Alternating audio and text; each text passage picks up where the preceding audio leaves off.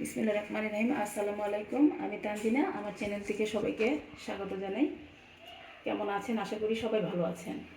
Hotel স্টাইলে সুজির হালুয়া তৈরি সহজ রেসিপি। আজকের রেসিপি হোটেল স্টাইলে সুজির হালুয়া।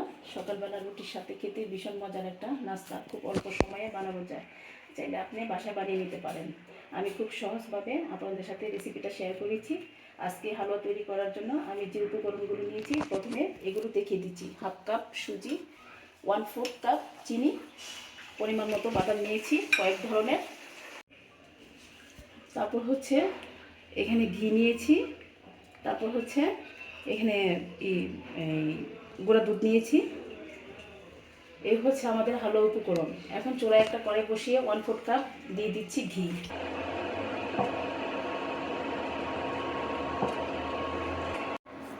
আপনি চাইলে ঘি আর তেল একসাথে মিশিয়ে দিতে পারেন। তারপর দিয়ে দিচ্ছি কিছু বাদাম কুচি,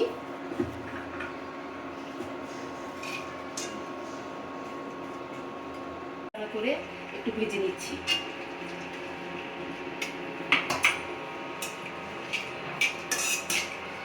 তারপর এখানে দিয়ে দিচ্ছি 1/2 কাপ সুজি। বিসমিল্লাহ।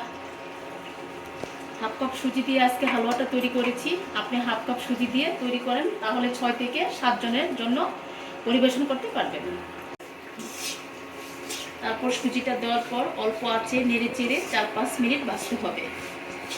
এই সময় চুলার আঁচটা একদম কমিয়ে দিতে হবে। ঘড়ি ধরে 5 মিনিট ভাজতে হবে, অনবরত নেড়ে চেড়ে দিতে হবে। আমার এখানে ভাজতে ভাজতে সুজি ভাজা হয়ে গেছে। তারপর স্বাদ মতো লবণ দিয়ে দিচ্ছি।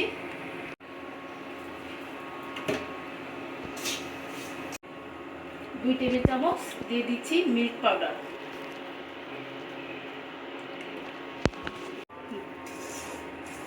এখন সবগুলো উপকরণ মিশিয়ে নিচ্ছি।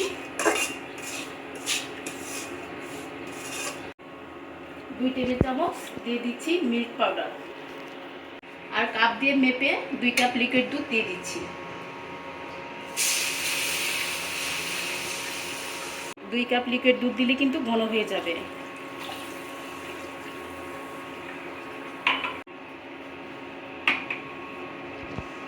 হোটেলে হালুয়াটা কিন্তু পাতলা হয়ে থাকে। যদি ওরকমভাবে করতে চান তাহলে 2.5 কাপ দুধ দিতে হবে। আমি এখানে 2 কাপ দুধ দিয়েছি আর অল্প আছে নেড়ে চেড়ে মিশিয়ে নিয়েছি।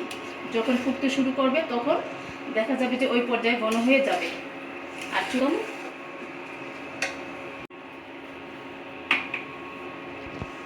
হোটেলে হালুয়াটা কিন্তু পাতলা হয়ে থাকে। যদি ওরকমভাবে করতে চান তাহলে 2.5 কাপ দুধ দিতে হবে। আমি এখানে 2 কাপ দুধ দিয়েছি আর অল্প আছে নেড়ে চেড়ে মিশিয়ে নিয়েছি। যখন ফুটতে শুরু করবে তখন দেখা যাবে যে ওই পর্যায়ে ঘন হয়ে যাবে। আর হালুয়া পানি অনেকটা শুকিয়ে গিয়েছে। আর এখন আমাদের হালুয়া তৈরি করা হয়ে গেছে। আমি ঘনত্বটা দেখিয়ে দিচ্ছি। যদি দুধের পরিমাণ ঠিক থাকে তাহলে আপনাদের হালুয়াটা এমন হবে। এরকম লিকুইড থাকা অবস্থায় নামিয়ে নিতে হবে। এখন চুলা বন্ধ করে নিচ্ছি আর এটা গরম গরম পরিবেশন করে নিচ্ছি। আর চুলার আঁচ কমিয়ে নেড়ে চেড়ে রান্না করতে হবে।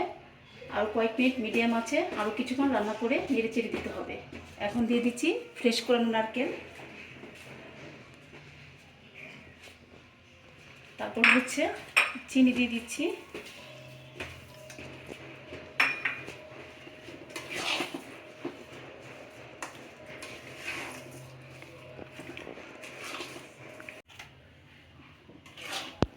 আর হালুয়া পানি অনেকটা শুকিয়ে গিয়েছে।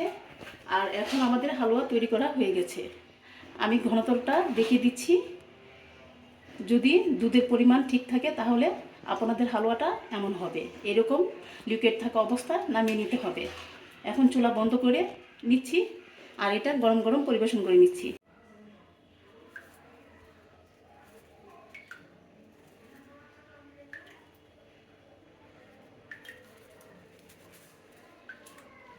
খুব সহজে এই সুজির হালুয়াটা আপনাদের সাথে শেয়ার করেছি। যদি ভালো লাগে আমার চ্যানেলটিকে সাবস্ক্রাইব করবেন আর আমার জন্য দোয়া করবেন, আমি যেন অনেক দূরে এগিয়ে যেতে পারি।